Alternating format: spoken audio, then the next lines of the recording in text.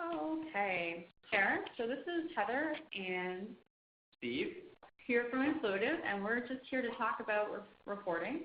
So we previously did a class on reporting, but we forgot to record it, so this is our round 2 reporting. It's going to be a little more in-depth than the first one. We're going to offer some different use cases, and this one will be recorded, so you can share it with your friends. Okay, so I'm going to start by sharing my screen. And here we are. Okay. So here we have the Influitive VIP Hub report. So as you may know, there is a reports tab at the top of your admin side of your AdvocateHub. And this is where we have teamed up with Good Data to offer some really great insights and reports on different things that are happening in your AdvocateHub to allow you to get a better understanding of what's going on and take some proactive actions or reactive actions as a result of the information we have here. So we're going to start by going into the Challenge Engagement tab, and we're just going to start off by talking a little bit about the functionality of reporting and the different things and features that we have to offer. So there's a couple different things. One thing that you should know is that the time between when information gets pushed out to the report, so the time it takes from an activity in the AdvocateHub reported on in the reporting section, is approximately 3 hours. So you might see, hey, I see a lot of activity, I don't see that reflected. It's okay, wait 3 hours, it will be there. Okay, there's a couple other different things that you can do with reporting here. So the first thing that we have here is the ability to filter. So we have a number of different filters. So each dashboard tab that we actually have within this page will have filters. And you might notice that these filters actually are in different sections of a specific tab. The way that we outlined it is that if there are filters that belong on the top of the page, those would apply to every report within the dashboard. And then you might notice that there are some filters that exist within a particular section. So those filters only apply to reports that are for that particular section. So just something to keep in note when you're slicing and dicing these type of reports, that there might be filters that are scattered around that page. One example is I want to filter this page by a particular company name. And then maybe you might actually want to subdivide that even further by evaluating a particular time period. So this is an example where we're evaluating across a number of different dimensions in order to give you the insights. Exactly. So another interesting thing that you can do here with this information .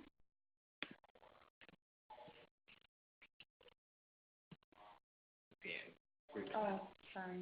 You're right, Steve.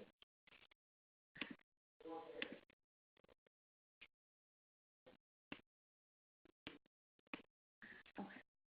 So one thing that's important that you can do is you can export the data from these reports. So here we have some charts on monthly challenges completed. Besides the name of each of these tables, so we have a bar graph here. I can click the drop down. If I click metrics and filters, it will show me information on what filters are currently applied to this data. And then I can select an option to download the information. So I can export the information. I can look at it elsewhere on my computer, study it, and mix it around, put it into a presentation, do whatever I want. Same thing over here on this side. Just click right there. It'll show you the filters again, and then you can choose to download. You also have this functionality available to you if you click into a graph.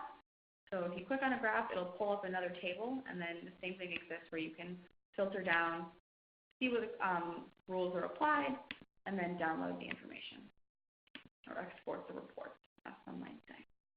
Same thing exists for these numbers here at the top. Just click, and this is a functionality that's available across all of the tabs within the reporting. So I'm going to let Steve talk a bit about drilling down. Okay. So most reports that we actually have across all the reports that are in the dashboard and across the tabs, there is functionality to actually drill down to the underlying data.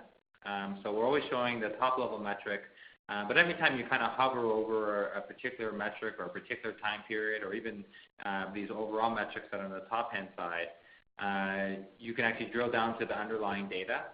So this is an example where we're looking at the challenge completions in this particular month.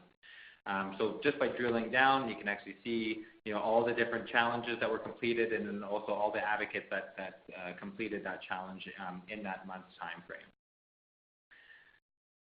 And within this report, you can actually, just go back into it for a second, you can resource the data based on the date of the challenge type, the challenge name, the contact name. There's a lot of different options for however you want to view this information. You can sort of flip it around any which way you like. Okay, so we can now dive into just talking about what this first tab is all about. So this is challenge engagement, and that's exactly what it's about. We are looking at different ways to understand just how effective your challenges are and what exactly, I guess, is the success rate of what you have going on here. So first we have the monthly challenges completed bar, or the challenge completed section, and this is just showing how the absolute number of challenge completions that you're getting from your advocates per challenge. So you might notice some different spikes and sort of understand that maybe lines up with different time periods or maybe with different contests that you had going on. But that gives you just the absolute numbers that you have right there. And then we have the same thing by challenge type. So this will show you which challenge types are the most popular. So if you look here, the fun challenges get a lot of completions. The survey challenges get a lot of completions. So those are popular challenges that the advocates in this section all basically like. And then here below the graph, we have the table that reflects the same information, and you'll find that pattern throughout the report. And then also within this, the challenge engagement tab, we have a concept of challenge engagement rate. And this is trying to measure the effectiveness of a challenge, regardless of who that challenge is targeted to. So you might imagine that you may have a challenge that's available to 10 people, and you may have another challenge that's available to 100 people. And so so in order to compare one challenge to another, you have to look at the percentage of advocates that actually participate in that challenge. So we do have a metric that's called challenge engagement rate. You can actually get a description of that rate by clicking on that arrow, and then we will actually place a description on exactly how we're calculating it. It's actually the number of advocates that participated in a challenge over the number of advocates that logged in and could have completed that challenge. So we're always taking into account whether the challenge was available for the advocate to participate in. And so we can actually compare challenge types with one another, looking at the engagement rate.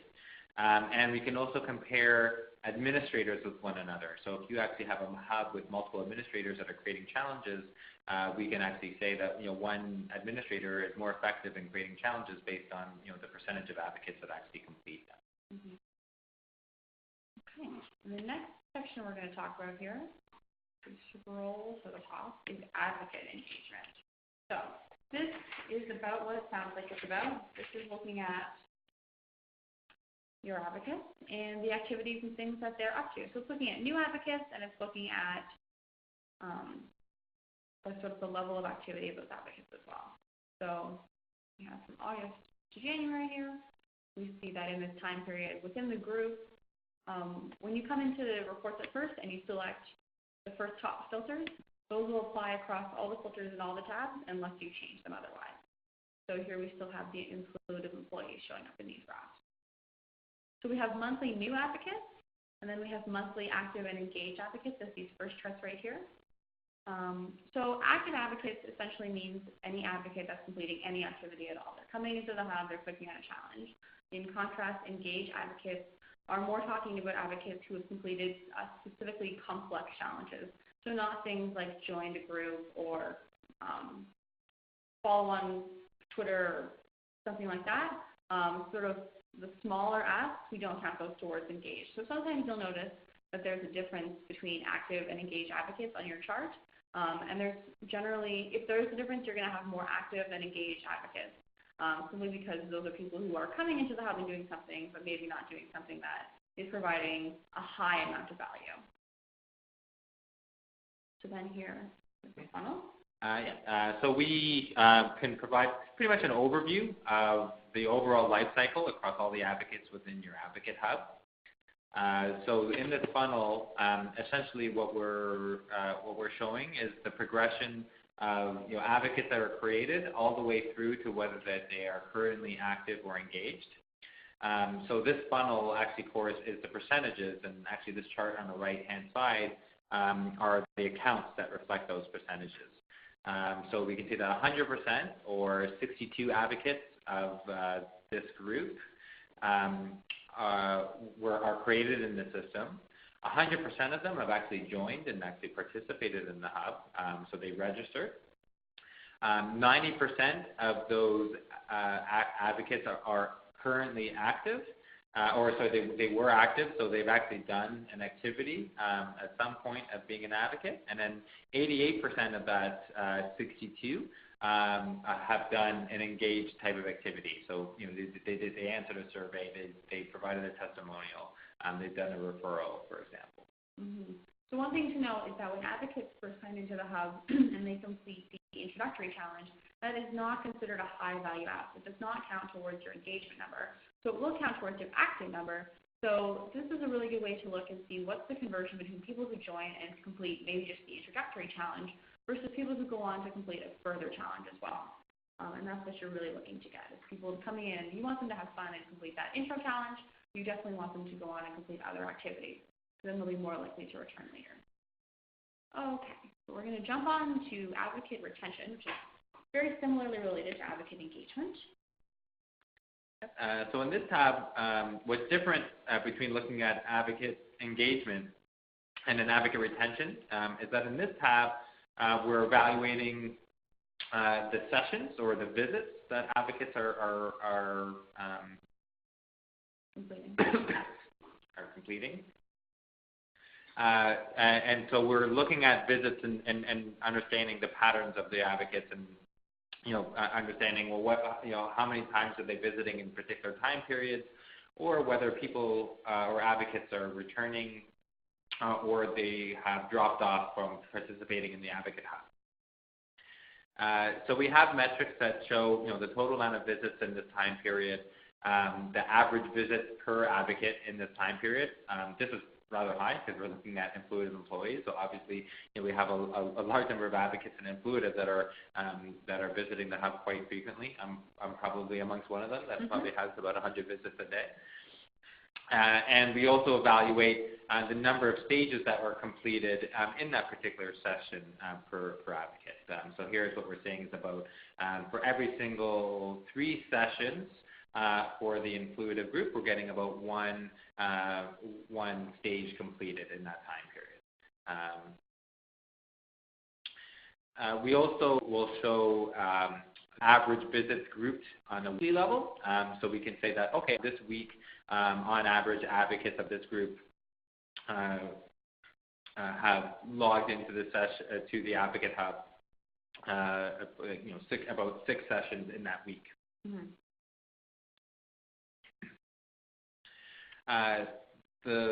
One of my most popular, this report that I'm most fond of is the retention churn report. So these numbers should always add up to 100%. What these reports are showing is the number of advocates that have logged in the previous month and have either dropped off, which what we have called churned from the Advocate Hub program. And so, for example, in September, so these are examples of people that have logged in August, and 18% of those advocates did not log in September. However, 82% of people that have logged in August have also logged in September. You can, of course, drill down to that 18% and show you exactly the number of advocates that dropped off in that particular month. This may help understand if there are any advocates that you need to drive back into the program. So we have some functionality where we can send emails relating to specific challenges, where we can actually drive them to the hub and actually see if we can actually drive inactive members back to active.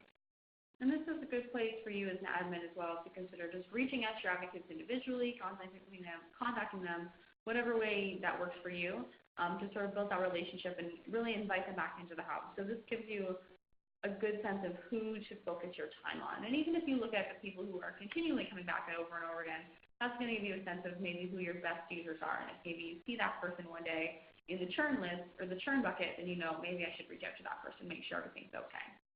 So this is just sort of to give you a greater sense of where your relationship stands with your advocates. And in addition to it, just it kind of gives you a sense as well, just from the overall program effectiveness. You generally want to have a churn that's above, about 50 to 60%. It just shows that people are, continuing to adopt the program, and that's just a sense in terms of how you're doing from in terms of engaging your advocates. Mm-hmm. Okay, so now we're going to go on to points earned. So this is a pretty valuable section. There's not a ton of different graphs here, but what we have is pretty valuable information. So this is about the all-time points earned by your advocate. So on the left here we have lifetime points. Over here we have unredeemed points. So this is the number of points ever earned by any of your advocates over time. This is that number less the points that have been already redeemed for rewards. So this report can be described as a description of your Advocate Hub liability. So this is how many points are currently out in your hub for your advocates to redeem at any one time. Of course, if you don't have enough rewards to fulfill all those points, it's not like someone's going to come cash in 100,000 points more if the rewards are not available. But this definitely gives you a sense of what's out there and what you might see coming later down the line. And similarly, like other reports that we show on these dashboards, we typically will have a trend by time period.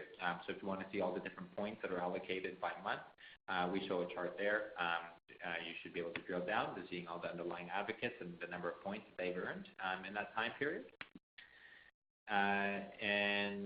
We also just surface a table that shows the points allocated for this time period for individual advocates themselves. Okay, so now here we have recognition. And this is a section that shows you about the effectiveness or maturity of the gamification within your hub.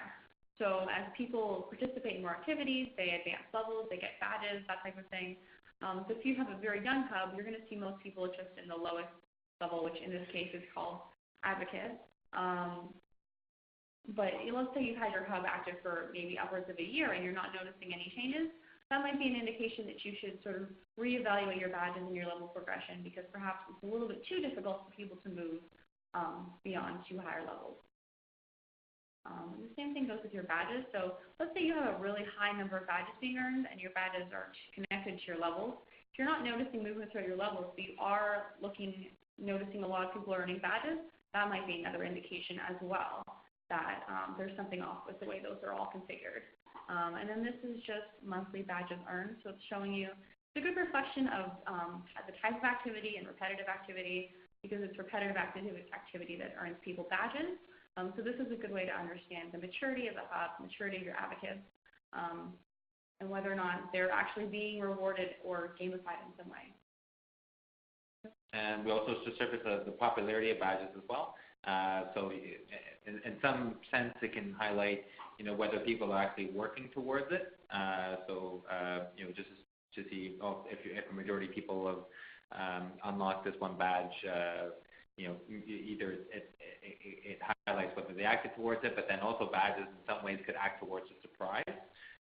So I would just view it as, advocates that have completed challenges that have tied to that particular badge and have earned it. Mm-hmm. Okay, and the last report we have here is called Rewards, which is about exactly what you think it's about. It's about, as it says, rewards program and fulfillment, and it's looking at all-time and monthly reward redemptions, so that it can show you how many people are actually participating in the rewards program, who are redeeming those points. And it's also a good way to get a sense of the outstanding workload, because down here at the bottom we have status awards fulfillment by type. So the blue shows rewards redeemed, so that means the advocate went into the hub, they clicked, yes, I want this reward. And then the red shows rewards unfulfilled. So that means that there, in this case of a charity reward, there are 3 advocates who redeemed the charity reward but have not had that reward yet fulfilled. So the red tab is a good indication of outstanding work to be done. And then to just go back up to the mentor bar, that's a good word. No, there you go. Yes, you just said the unfulfilled rewards section. That lines up as well. So that's just a quick way to glance at it, but if you want to dive a bit deeper, you can scroll down to this graph right here. And then this is showing you the monthly reward redemptions. So maybe you can take a look at these and see if you can track any patterns, whether you offered particularly good or special or unique rewards at certain times. Maybe that resulted in some higher reward redemption. You do want to reward your advocates for participating, to encourage them to participate. So it's good to keep an eye on this and make sure that the types of rewards that you're offering are actually appealing to them and are being redeemed by the advocate. Okay. That pretty much sums it all up. If you do have any questions, please email us at support@influitive.com, and we will be very happy to answer them. And if there's anything else we can help you with, please let us know. Thank you for watching our video.